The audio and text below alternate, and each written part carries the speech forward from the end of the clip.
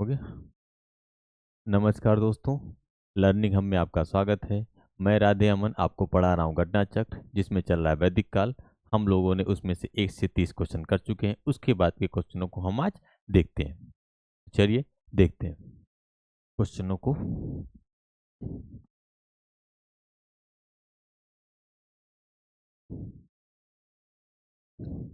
अरे सही से, ठीक है, परफेक्ट आ रहा है इसने पे। चलिए ठीक है, ध्यान से देखिए भैया। पहले क्या है हमारा, आरंभिक वैदिक साहित्य में सर्वाधिक वर्णित नदी है। जरा ध्यान से क्वेश्चन पढ़ेगा। आरंभिक वैदिक साहित्य में सर्वाधिक वर्णित नदी, किस नदी का सर्वाधिक वर्णन है? तो पहला ऑप्शन है भैया सिंधु, दूसरा ऑप्शन है सदुर्ती, तीसरा ऑप्शन है सरस्वती, ठीक है, तीसरा ऑप्शन है सरस्वती, और चौथा ऑप्शन है हमारा गंगा। जरा आप लोग बताइएगा भैया इसमें से कौन सा ऑप्शन सही है। ठीक है, कौन सा सही है? तो इस क्वेश्चन का आंसर सही है सिंधु नदी। इस क्वेश्चन का जो आंसर सही है वो हमारा है सिंधु नदी। क्या सही है? सिंधु नदी। अच्छा, एक बात और भी जान लेते हैं हम लोग। अब ऑप्शन आए हुए हैं तो कुछ आगे चीजें हमारी आएंगी। एक है सद्रुति, इसको क्या बोला जाता था? यही हमारा सतलज। सतलज आप जानते हैं, ये हमारा क्या था? सतलज। सिंधु नदी क्या थी? सर्वाधिक वर्णित नदी थी। इसका वर्णन सर्वाधिक बार था। ठीक है, और बाकी चीजें हम लोग देखते चलेंगे जैसे जैसे प्रश्न आएगा। तो चलिए नेक्स्ट प्रश्न देखते हैं हम लोग। नेक्स्ट क्या है दादा? वैदिक नदी में अस्कनी, कौन भैया? अस्कनी। कौन? अस्कनी।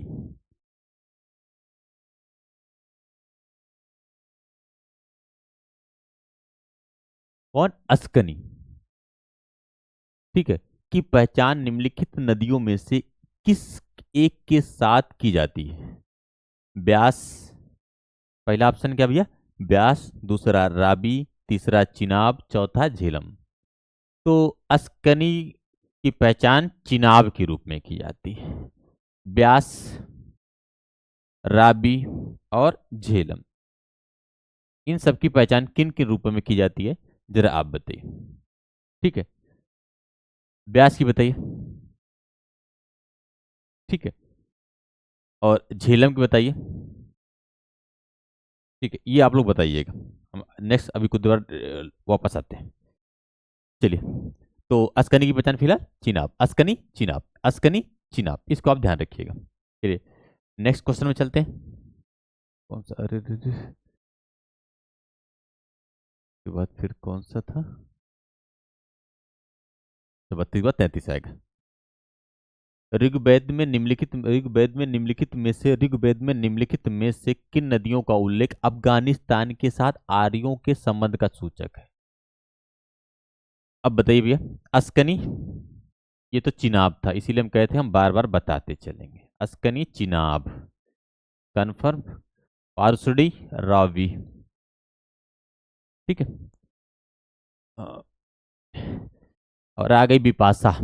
बिपाशा बसु नहीं है फिलहाल, बसु से याद कर सकते हैं भैया, है ब्यास।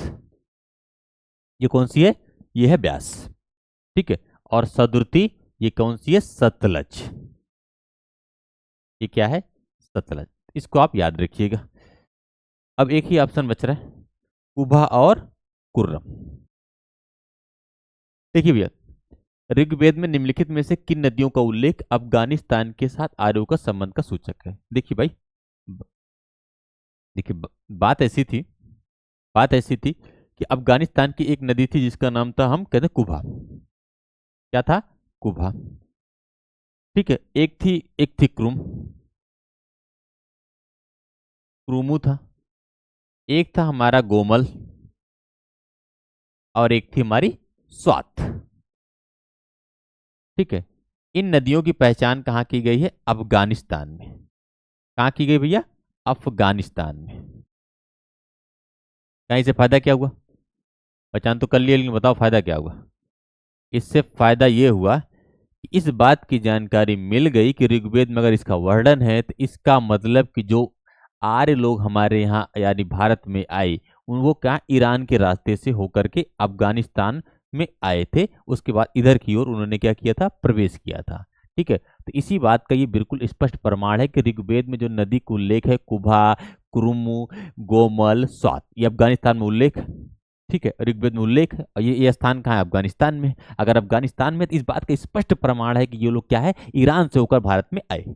ठीक है, इस बात का स्पष्ट प्रमाण है। वो अलग बात है कि कभी कभी चीजों की अलग अलग व्याख्या, किसी ने बताया कि ये लोग वहां से आए, कोई लोग ने कहा वहां से आए। बाल गंगाधर ने किला बाल गंगाधर तिलक तो बोले कि भैया उत्तरी ध्रुव से आए, लेकिन जो एक स्पष्ट रास्ता दिख रहा था कि हमारा कि ये लोग क्या है, अफगानिस्तान होकर के इधर से आए। इसी बात से संबंध सूचक है। ठीक है, यही संबंध बता रहा है। तो चलिए नेक्स्ट देखते हैं हम लोग। ठीक है, क्वेश्चन नंबर 34। टाइम दे दूं? हाँ दे दो, चलो चलो करो करो करो, अभिषेक भाई करो करो। कोई बात नहीं है, तुमको 2 मिनट का टाइम नहीं, 2 मिनट वक्त ज़्यादा हो जाएगा। ठीक है, चलो तो 5 सेकंड टाइम, 10 सेकंड देते हैं। चलो अच्छा, हो गया, चलो आधा हो गया। ठीक है, नहीं नहीं चलो ठीक है, कोई बात नहीं। देखते हैं, वैदिक नदी कुभा का स्थान बताओ। वैदिक नदी कुभा का स्थान कहाँ से निर्धारित होना चाहिए? अभी जस्ट अभी कुछ देर पहले बताएं भैया, कुभा कहाँ है, अफगानिस्तान में। एक मैंने आपको बताया था कुभा यानी काबुल, एक बताया था कुर्रम, एक बताया था गोमल, एक बताया था मैंने स्वात। तो ये सब कहाँ पास है, ये चारों अफगान। अब याद रखना, माल फिर आएगा तो ये मत कहना कि टाइम दीजिए मुझे। ठीक है, अफगानिस्तान में। ठीक है, तो अब जैसे अभिषेक बाबू क्लियर हो गया कि अफगानिस्तान में ये ऋग्वेद में वर्णन है कुबा का, कुर्रम का, गोमल का, स्वात का। कुबा का, कुर्रम का, गोमल का, स्वात का कहाँ पास है, कुबा, कुर्रम, गोमल, स्वात, अफगानिस्तान। कुबा, कुर्रम, गोमल, स्वात, अफगानिस्तान। कुबा, कुर्रम, गोमल, स्वात, अफगानिस्तान। ठीक है, चलिए नेक्स्ट देखते हैं, क्वेश्चन नंबर 35। चल बाबू तुमको टाइम देंगे, पक्का देंगे, बताना लिखना ही देंगे। ये सब कर चुके हो, कहा बार बार दे दे। ठीक है, अब इसको इसमें टाइम नहीं दूंगा भाई, स्पष्ट है, क्योंकि कुबा जिसमें लगेगा हाँ टाइम में दूंगा। ठीक है, कुबा, काबुल। कुबा कहाँ है, काबुल।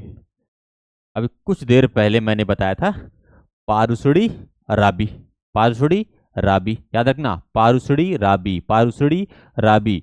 ठीक है, और सदा नीरा भी याद रखना, सदा नीरा गंडक, और शत्रुति सतलज। कैसे याद रखेंगे, सा से शत्रुति, सा से सतलज, याद, इसको स्पष्ट याद रखना। ये बिल्कुल स्पष्ट होना चाहिए। कुबा, काबुल, परसुड़ी राबी, परसुड़ी राबी को सदा नीरा गंडक, सदा नीरा गंडक, और ये क्या है, शत्रुति सतलज हो जाएगा। ठीक है, तो इसका क्या है, ए का हमारा, एक सेकंड, ए का हमारा क्या सही है, ए का सेकंड, ए का सेकंड, और बी का हमारा थर्ड, बी का हमारा थर्ड, और सी का हमारा फर्स्ट, सी का हमारा फर्स्ट, और डी का हमारा फोर्थ, डी का हमारा फोर्थ, डी का हमारा फोर्थ। तो 2 3 1 4, 2 3, क्योंकि नेक्स्ट पेज में होगा 2 3 1 4, 2 3 1 4, तो यानी इसका बी सही है। क्या नाम है, क्वेश्चन नंबर 35 का हमारा बी सही है। क्वेश्चन नंबर 35 का हमारा क्या सही बाबू, क्वेश्चन नंबर 35 का हमारा बी सही है। ठीक है, question number 6, question number next देखते हैं भाई। महाभारत काल में महानदी का क्या नाम था? ओ हो, आ गया महाभारत, करवा दे का, लड़ लो आज सब लोग। ठीक है, महाभारत नहीं चेंज नहीं करना भाई हम। ठीक है, महाभारत काल में, सॉरी, महाभारत काल में नदी का क्या नाम था? ताप्ती, नाग, कावेरी, महानंदा, गंगा। नहीं, ठीक है, ठीक है, ये ध्यान रखिएगा।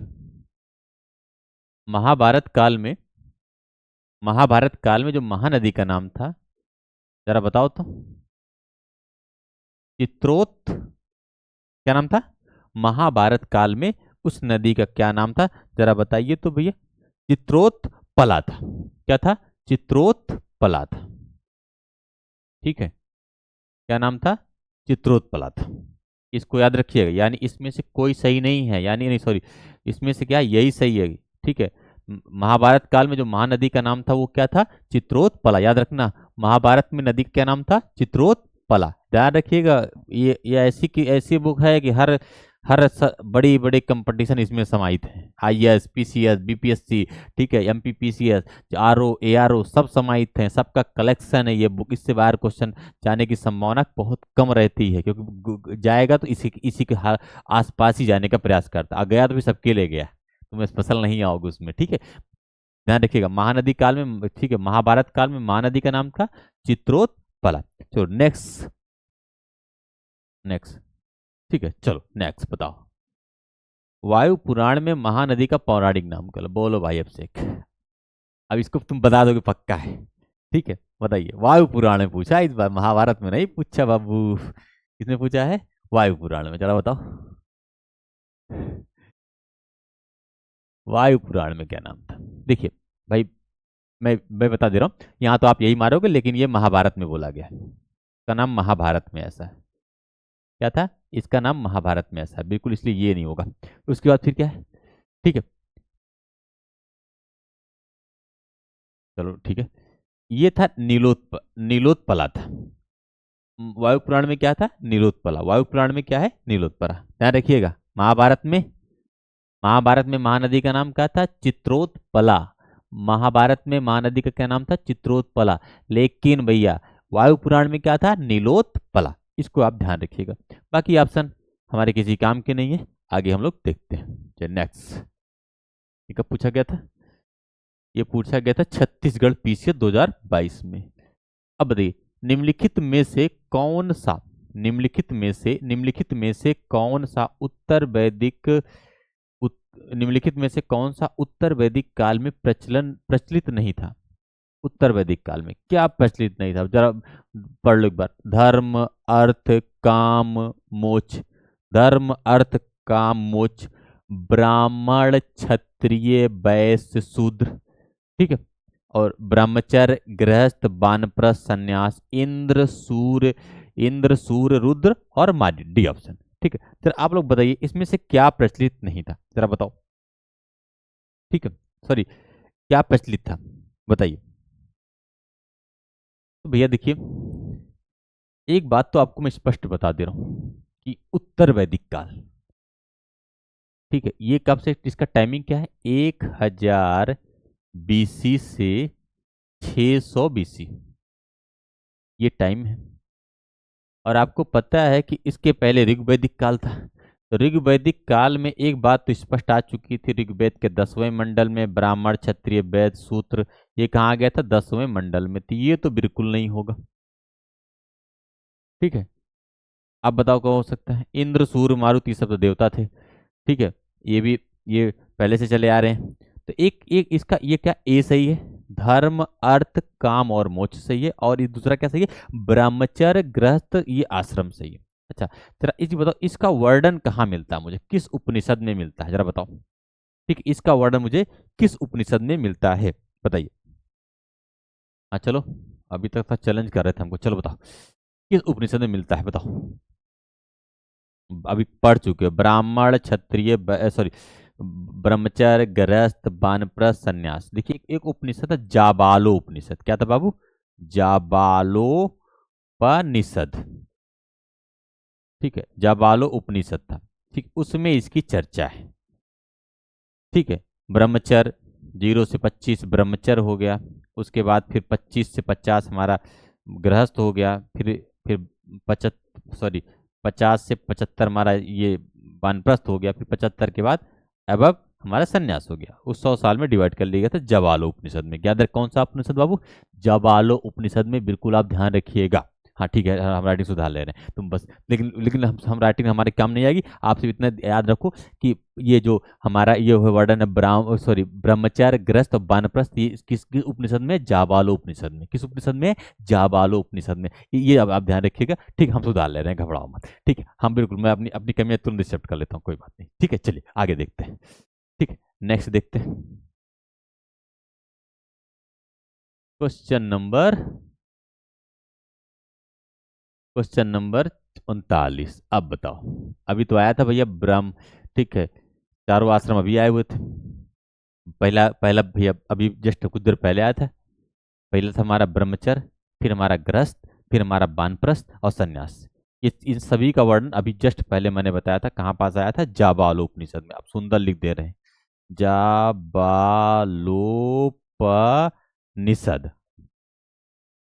ठीक है, जाबालोपनिषद। खुश। ठीक है, जाबालोपनिषद मेकअप करते हैं, इसको बड़ा सुंदर बना दे। ठीक है, अब ये बता रहा है पंच महायज्ञ। अब तुम बताओ पंच महायज्ञ कहाँ था? बताओ वो पंच महायज्ञ कहाँ था, किस वाले में था? ठीक है, पंच महायज्ञ में मैं बता दे रहा हूँ कि, ठीक है, सॉरी, पंच महायज्ञों में, ठीक है, काफी चीजें थी। सर आप बताओ कि किस वाले में था, किस में कर सकता है? ठीक है, यज्ञ करेगा तो उसके लिए पैसे को सकता हो कि पैसा उसमें किसमें पैसा वो कहाँ कमाएगा? ठीक है, तो जरा आप बताइए, पंच महायज्ञों का अनुष्ठान करना पड़ता था। अनुष्ठान कब करेगा जरा आप बताओ? अनुष्ठान हमारे हिसाब से तो ब्रह्मचर्य, ब्रह्मचर्य रहेगा तो गुरु का आश्रम में रहेगा, वहां पैसे से कहाँ पाएगा? तो वहां तो करेगा नहीं। यानी एक ही यहाँ पर अगर हम प्रेजेंट ऑफ माइंड भी यूज करें तो हमारा एक ही दिमाग में आ जाएगा कि क्या चीजें हमारी हो जाएंगी। ठीक है, अगर हम प्रेजेंट ऑफ माइंड भी यूज करते हैं तो एक ही बात हमारा गृहस्थ आश्रम। ठीक है, पंच महायज्ञों का अनुष्ठान वहीं कर पाएगा वो। तो इस क्वेश्चन का क्या है, वही सही है। ठीक, कौन कौन से होते थे? तो भैया एक तो मुझे याद आ रहा देव यज्ञ, एक था हमारा ब्रह्म यानी ऋषि, सॉरी, एक था ब्रह्म, एक था पितृ, एक था अतिथि, एक कौन था नहीं समझ में आ रहा मुझे, जरा आप बताओ, आप सीख तो। देव, देव यज्ञ, ब्रह्म यज्ञ, पितृयज्ञ, देव यज्ञ, ब्रह्म यज्ञ, पितृयज्ञ। एक कौन आ रहा है? वो तुम हो, उसका नाम है भूत यज्ञ।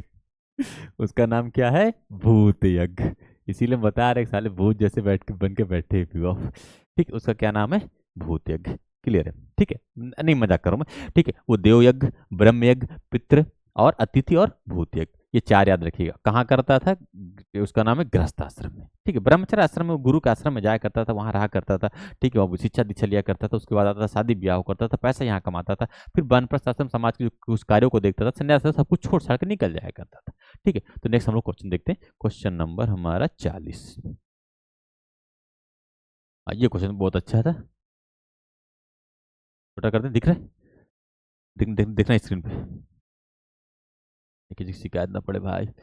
ऋत तथा बृहत भारत की प्राचीन वैदिक सभ्यताओं के एक केंद्रीय विचार को चित्रित करते हैं। इस संदर्भ में निम्नलिखित कथनों पर विचार कीजिए।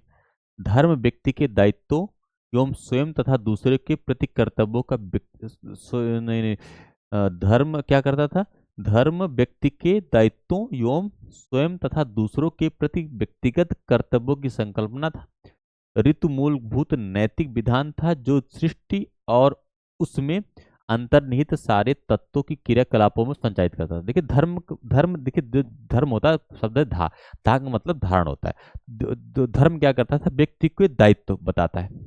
ठीक है, और अपने हमारे प्रति अपना क्या कर्तव्य है, अपने प्रति क्या कर्तव्य है, और दूसरों के प्रति हमारे क्या कर्तव्य है, उसकी एक संकल्पना। ये बात तो बिल्कुल सही है, और चर्चा वैदिक काल की है, उस हिसाब से धर्म बता रहा हूं मैं। उस समय की उस हिसाब की, उस हिसाब में, उस टाइम पे क्या इसका मतलब था, मैं वो बता। आज धर्म का मतलब कुछ दूसरा भी हो चुका है।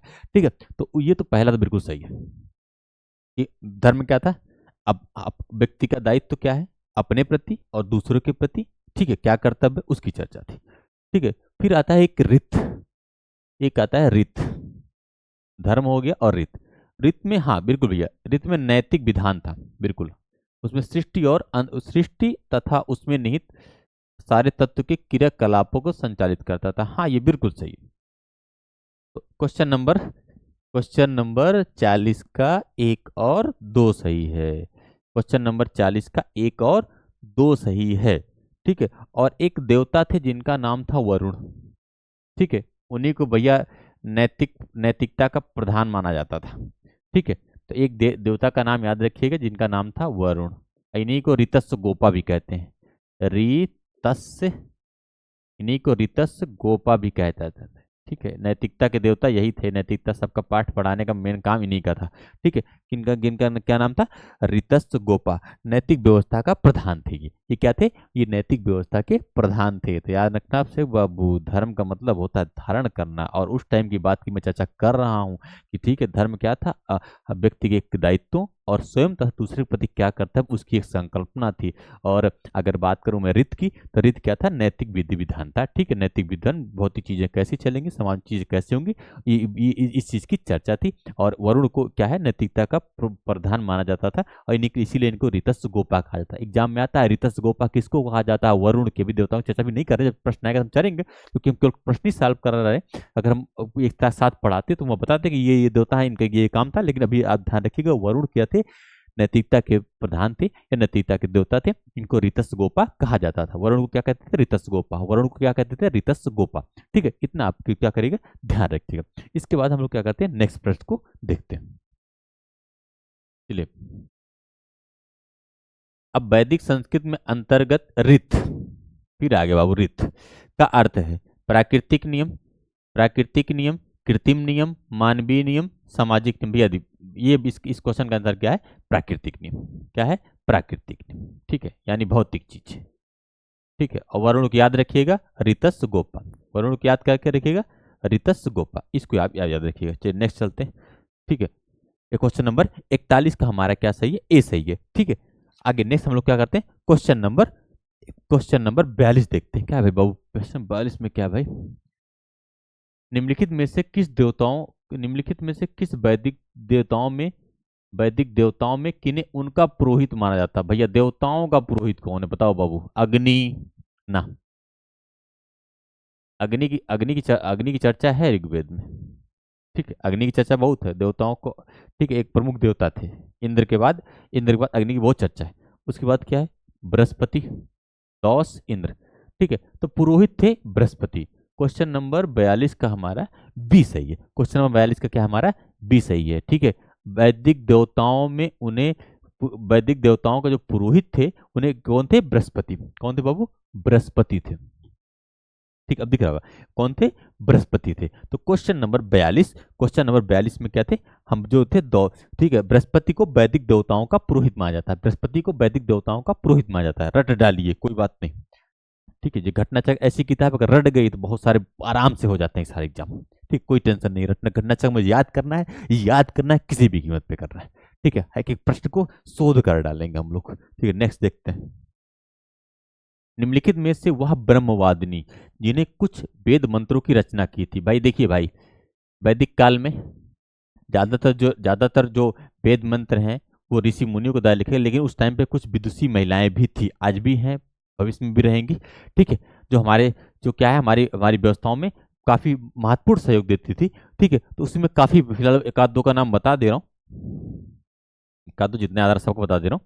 ठीक है, तो फिलहाल दो चार का तो लिखा ही हुआ है, लेकिन पूछा किसने रचा था? ब्रह्मा, जिसने कुछ वैदिक मंत्र, लोपामुद्रा, गार्गी, लीलावती, सावित्री। तो आप बताइए भैया किसने रचा था? ठीक है, तो एक थी लोपामुद्रा। कौन थी? लोपामुद्रा। और ये अगस्त ऋषि की पत्नी थी। किसकी? अगस्त ऋषि की पत्नी थी। किसकी? अगस्त ऋषि की पत्नी थी। ये अगस्त ऋषि की पत्नी थी। ठीक है, ये अगस्त ऋषि की पत्नी थी। तो इनको आप याद रखिएगा, लोपामुद्रा। और बाकी आप घोषा को याद रखिएगा, लोपामुद्रा, घोषा, अपाला, विश्वारा, ये सब क्या है? उस टाइम की विश्वारा विदुषी महिलाएं थी, विद्वान महिलाएं थी। ठीक है, जो शास्त्रास्त्रों में भी भाग लिया करती थी, बढ़ चढ़ के हिस्सा लिया करती थी। ठीक है, अपाला, घोषा, विश्वारा, लोपामुद्रा, ये सब क्या है? शास्त्रों में भी बढ़ चढ़ के हिस्सा लिया करती थी, और अच्छे से क्या है, बढ़िया शास्त्रास्त्र में किया करती थी। ठीक है, तो विद्वती महिलाएं भी थी। ठीक है, हाँ, हमारे देश में महिला टैलेंट की कमी नहीं है। ठीक है, हाँ नहीं नहीं नहीं नहीं नहीं भाई, चलिए। हाँ, ठीक है। ऋग्वैदिक काल में निष्क शब्द का प्रयोग एक आभूषण के लिए होता था, परंतु परवर्ती काल में इसका उपयोग किस अर्थ में होने लगा था? अब बात आती निष्क। क्या था? निष्क। क्या आता है, निष्क। कहाँ गया, तो ठीक है निष्क लिख लेते हैं बस। क्या है, निष्क। देखिए ये गले में पहला जाने वाला एक आभूषण था। क्या था, ध्यान सुनिएगा, ये क्या था, गले में पहने जाने वाला एक आभूषण था। इसमें ऋग्वैदिक काल में, इसमें ऋग्वैदिक काल में, इसमें ऋग्वैदिक काल में, ऋग्वैदिक काल में क्या था, गले में पहने जाने वाला एक आभूषण था। ठीक, गले में पहने जाने वाला क्या था, एक आभूषण था। ठीक है, ये इसको पुरुष और महिला दोनों पहनते थे, मेल और फीमेल दोनों पहनते थे। ये सोने का होता था। ठीक है, ये किसका होता था भैया, सोने का होता था। ठीक है, इसी को निष्क कहा जाता था। पुरुष और महिला दोनों पहनते थे। और इस क्या होता था कि एकदम एग्जैक्ट फिक्स फिक्स रहा करता था, मतलब इसकी लंबाई चौड़ाई वजन फिक्स रहा करता था।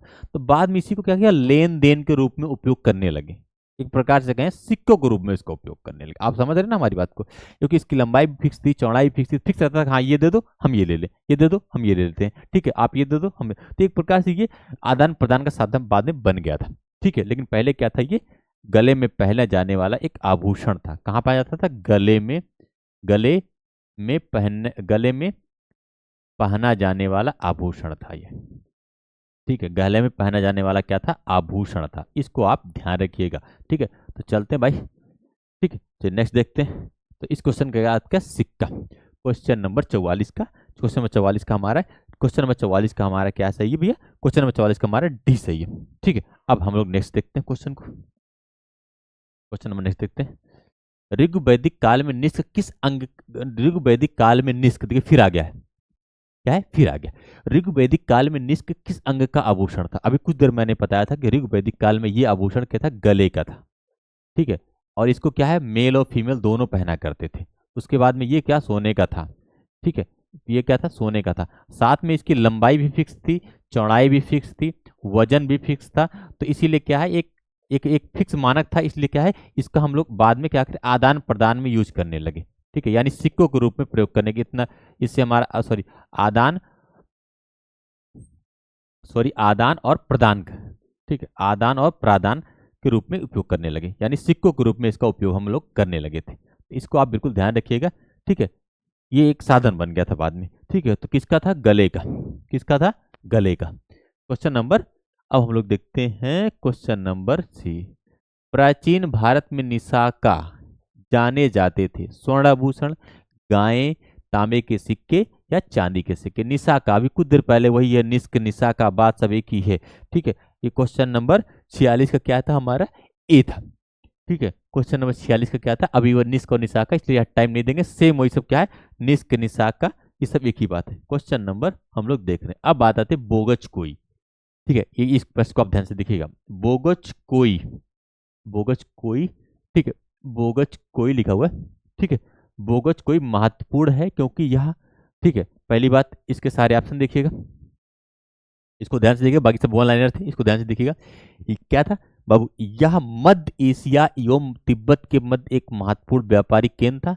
ठीक है, नहीं, ऐसा कुछ नहीं था। वहां से प्राप्त अभिलेख में वैदिक देवताओं के नामोल्लेख प्राप्त होता है, हाँ बिल्कुल। ठीक है, वेद के मूल ग्रंथों की रचना यहाँ हुई थी, नहीं नहीं नहीं नहीं। ठीक है, उपयुक्त में से कोई नहीं, ए भी नहीं सही। ठीक है, देखिए बोगज कोई एक स्थान था। ठीक है, बोगज कोई एक स्थान था, यहाँ से एक अभिलेख मिला। और अभिलेख में क्या है, अभिलेख में वहां से हमें वरुण, वहां से, ठीक है, एक सेकंड, ठीक है, चलिए। तो क्या मिलता है मुझे वहां, वहां देवताओं वहां जो अभिलेख मिला उसमें देवताओं के नामों का उल्लेख मिलता है।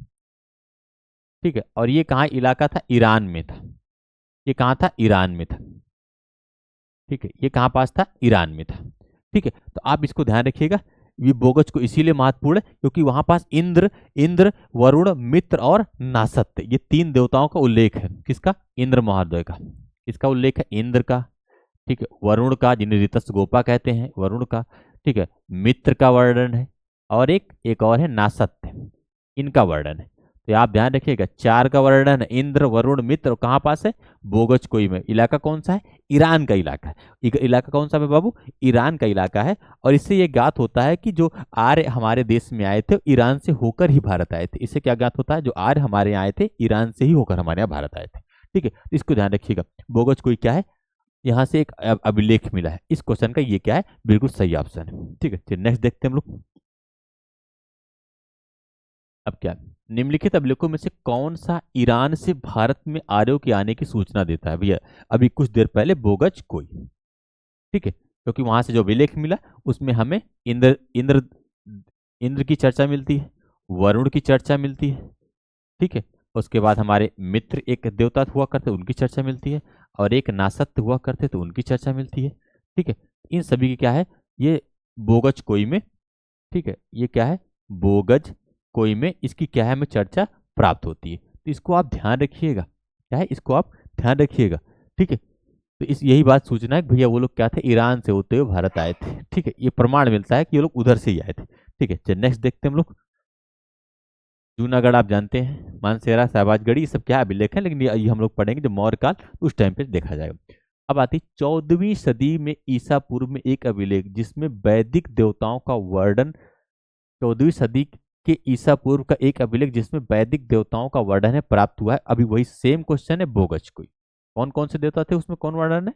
इंद्र, दूसरा बहुत स्पीड देखिएगा, इंद्र, वरुण, उसके बाद मित्र, उसके बाद फिर हमारा एक और है नासत्य। कहाँ मिला? ठीक है, ये बोगज कोई मिला और ईरान का इलाका है। तो क्वेश्चन नंबर 49। ठीक है, नेक्स्ट देखते हैं हम लोग। निम्नलिखित में से किसने आर्यों के आदि देश के बारे में बताया? देखिए भैया, शंकराचार्य नहीं, इन्होंने कोई चर्चा ही नहीं किया है। एनी बेसेंट नहीं, इन्होंने कोई चर्चा नहीं किया था। ठीक है, विवेकानंद नहीं। ठीक है, बात आते बाल गंगाधर तिलक। बाल गंगाधर ने कहा कि ये लोग जो हमारे रहा कर ये लोग थे, ये हमारे उत्तरी ध्रुव, सॉरी, ये कहां से? उत्तरी ध्रुव से आए हुए हैं। ठीक, इनका यही मानना था कि ये हमारे कहां से? उत्तरी ध्रुव की ओर से आए थे। ये कहां से? उत्तरी ध्रुव से आए थे, लेकिन जो कि मान्य सिद्धांत नहीं है। यहीं पास हमारा इंडिया है। ठीक है, कर्क रेखा बीच बीच गुजरती है। ठीक है, छोटा बन जा रहा है। ठीक है, यहीं पास हमारा इंडिया, इनका भी माना था इधर से आए थे, लेकिन कोई मान्य सिद्धांत नहीं है। ज्यादातर मान्य सिद्धांत है कि मैक्स मुलर का है कि ये लोग मध्य एशिया के निवासी तो वहीं से आए थे, लेकिन इनका मान उत्तरी ध्रुव से। तो बाल गंगाधर ने इन जितने ऑप्शन है इन्होंने क्या है, इन चीज जितने भी ऑप्शन है इन्होंने उस ऑप्शनों में इन्होंने बताया हुआ है। बस इसी बात को आप ध्यान रखिएगा। नेक्स्ट देखते हैं भाई, क्वेश्चन नंबर,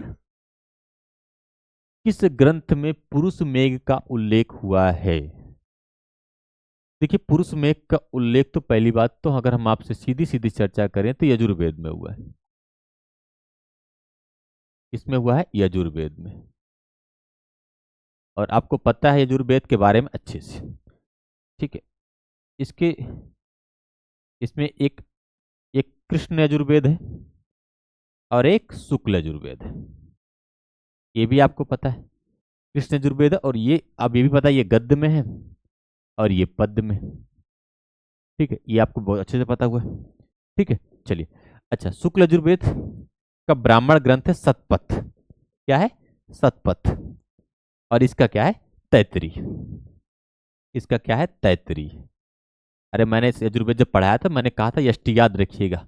ठीक है, यजुर्वेद का यष्टि, शतपथ, तैतरी। यजुर्वेद का यश और टी, शतपथ और तैतरी, इसको याद रखिएगा। अब इसी में क्या है? इसी में क्या है? इसी में इसमें भी चर्चा है और इसमें भी चर्चा है। अब जरा ऑप्शन देखिए भैया, ए भी है, ए भी है और शतपथ ए भी है, तो इससे हम कोई क्लियर नहीं कर सकते। ठीक है, इससे हम क्या करते हैं? इससे हम बिल्कुल भी क्लियर नहीं कर सकते। ठीक है, तो चलो आप लोग कमेंट बॉक्स में बताइएगा अगर देखिएगा पंचविश किसका था।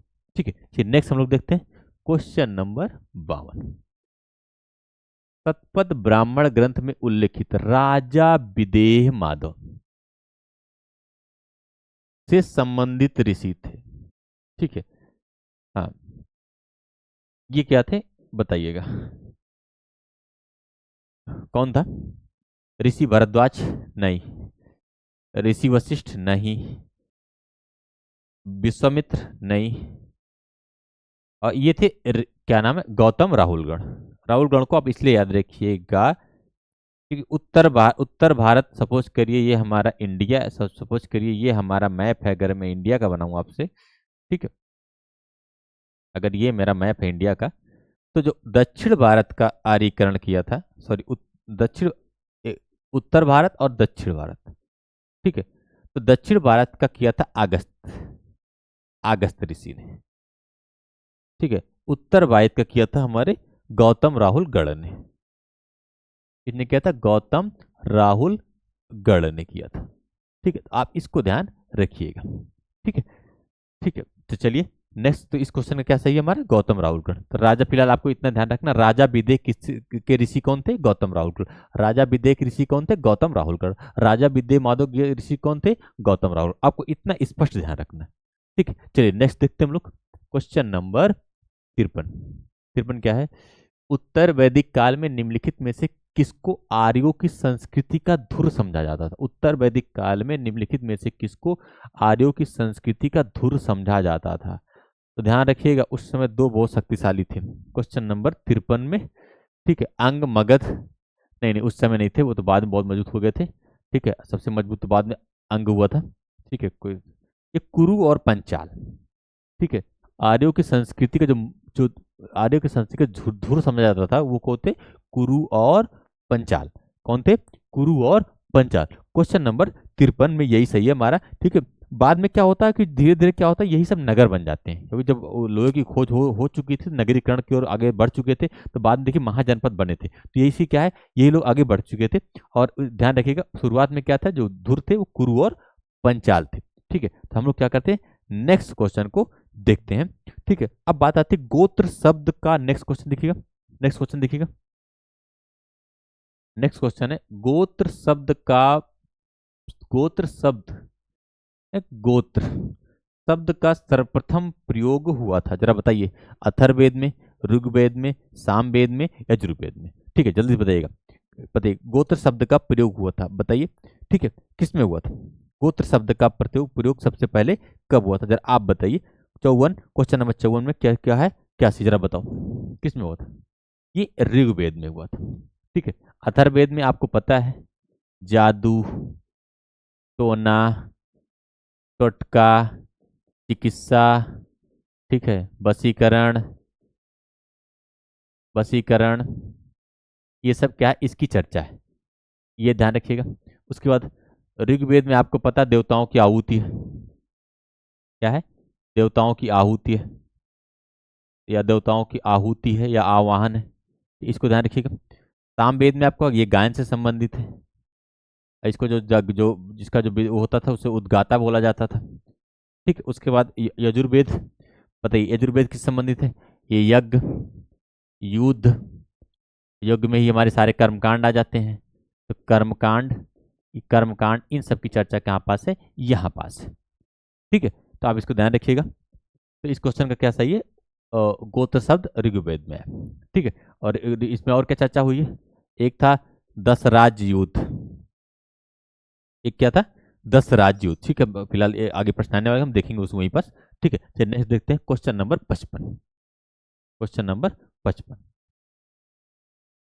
ठीक है। पूर्व वैदिक आर्यों के धर्म प्रमुख था, भक्ति नहीं, भक्ति चीज, भक्ति धर्म के बारे में, धर्म में प्रमुखता था, नहीं भक्ति नहीं थी भाई, उस टाइम भक्ति नहीं आई थी, भक्ति में बाद में आई है, ठीक है। मूर्ति पूजा और यज्ञ, हाँ यज्ञ तो होते थे भाई, लेकिन मूर्ति पूजा के विशेष मुझे नहीं लगता, ठीक है।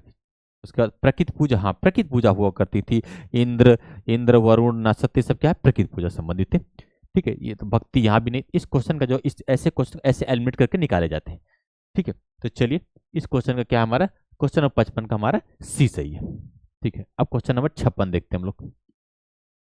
ऋग वैदिक काल में जनता निम्नलिखित में से मुख्यतः किसमें विश्वास करती थी? मूर्ति पूजा, एकेश्वरवाद, देवी पूजा, बलि और कर्मकांड। मूर्ति पूजा तो नहीं था उस टाइम पे ज्यादा, एकेश्वरवाद नहीं, देवी पूजा नहीं, ठीक है। निम्नलिखित मुख्यतः किसमें, मतलब मुख्य नहीं, ऐसा ऐसा हम पूरा मुख्यतः विश्वास, मतलब प्रमुखता थी ऐसा तो प्रमाण मिलते हैं, लेकिन मुख्यतः क्या था? बलि और कर्मकांड, क्या था? बलि और कर्मकांड, मैंने कहा था कि यजुर्वेद इसी से पूरा रिलेटेड ही था, कर्मकांड। ठीक है, किसे इसी से रिलेटेड था। ठीक है, तो चलिए हम लोग क्या करते हैं, नेक्स्ट प्रश्न को देखते हैं। क्वेश्चन नंबर 3, इसका क्या सही है, बलि और कर्मकांड। ऋग्वैदिक काल में जनता निम्नलिखित में से मुख्यतः किस पर विश्वास करती थी, तो बलि और कर्मकांड। इस क्वेश्चन का यही सही है। ठीक है, देव पूजा बिल्कुल मिला थोड़ा बहुत, लेकिन प्रमुख मुख्यतः पूछा है। ठीक है, तो चलिए नेक्स्ट देखते हैं हम लोग। प्रसिद्ध 10 राजाओं का युद्ध किस नदी के किनारे लड़ा गया, गंगा, ब्रह्मपुत्र, कावेरी और पारसुड़ी। ठीक है, तो फिलहाल मैं इसका आंसर बता दे रहा हूं, ये पारसुड़ी। जरा आप बताइए इसको कहते क्या थे उस टाइम पे।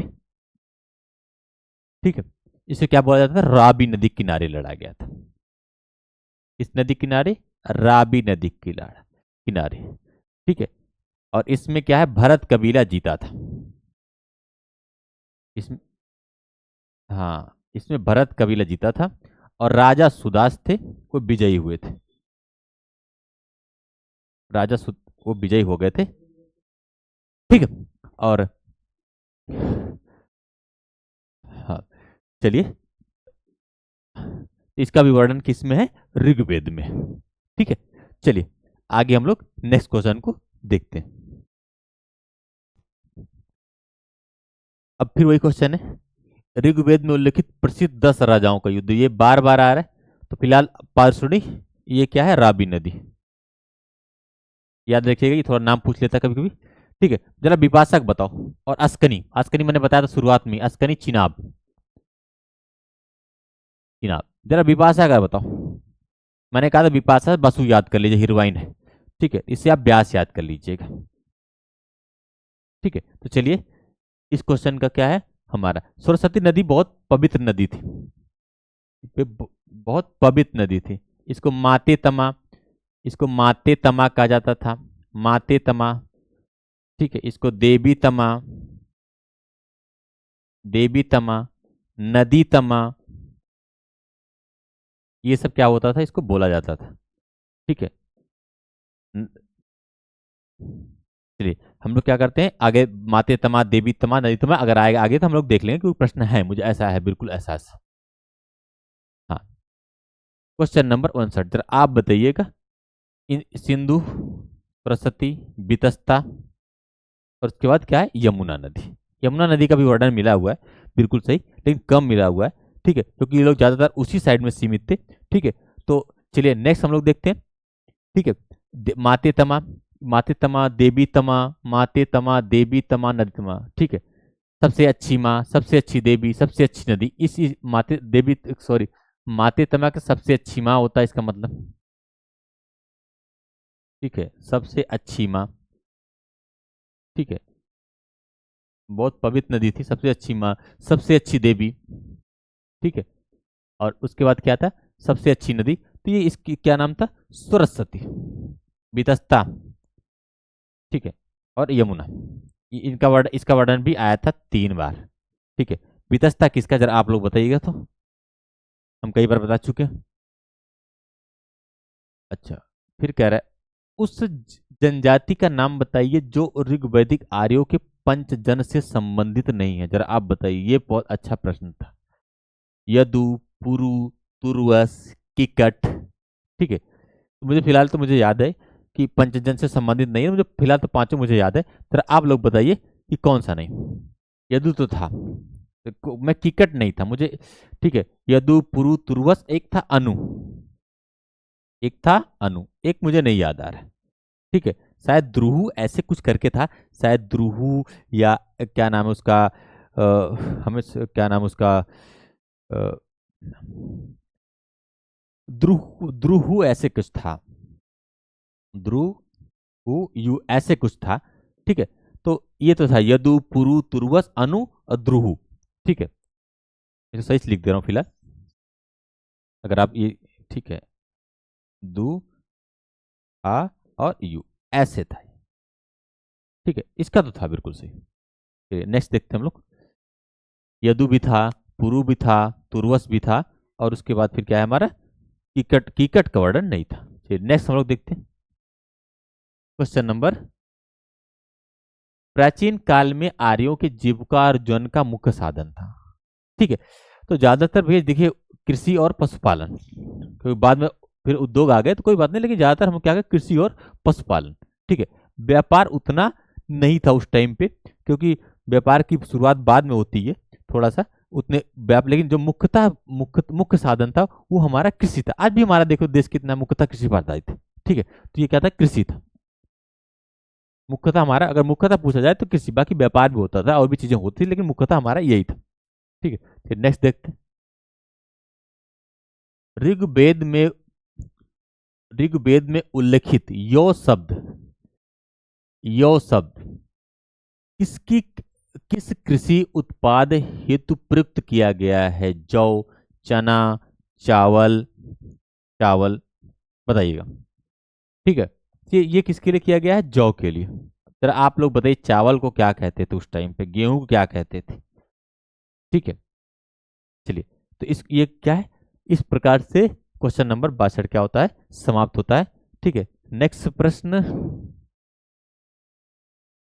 नहीं है शायद। चलिए फिर एक बार हम लोग फटाफट इसको रिवाइज कर लेते हैं एक साथ झटके में, जो कि हम डेली करवाना प्रयास कर रहे हैं कि लास्ट में एक बार सारे क्वेश्चन के आंसर एक बार जल्दी से हो जाए, 2 या 3 मिनट में मुश्किल से। ठीक है,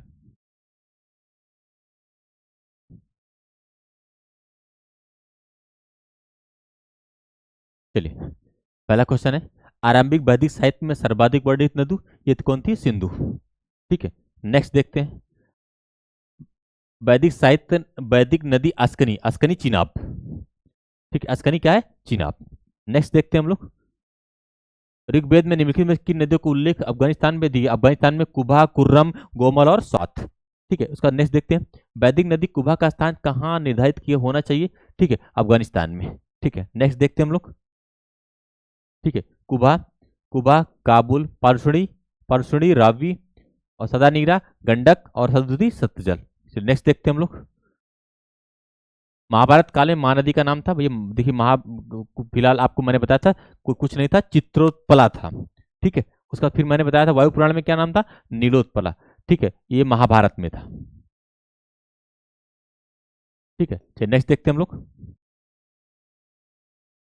निम्नलिखित में से कौन सा उत्तर वैदिक काल में प्रचलित नहीं था? ठीक है, में प्रचलित नहीं था, छोड़िए इसको, अब टाइम हो चुका है, कल हम लोग देखते हैं, वीडियो बहुत लंबा हो जाएगा और आप लोग रिवाइज कर लीजिएगा। ठीक है, तो चलिए नेक्स्ट। ठीक है, तो दोस्तों इस प्रकार से हमारे 62 क्वेश्चन आज कंप्लीट हो गए हैं।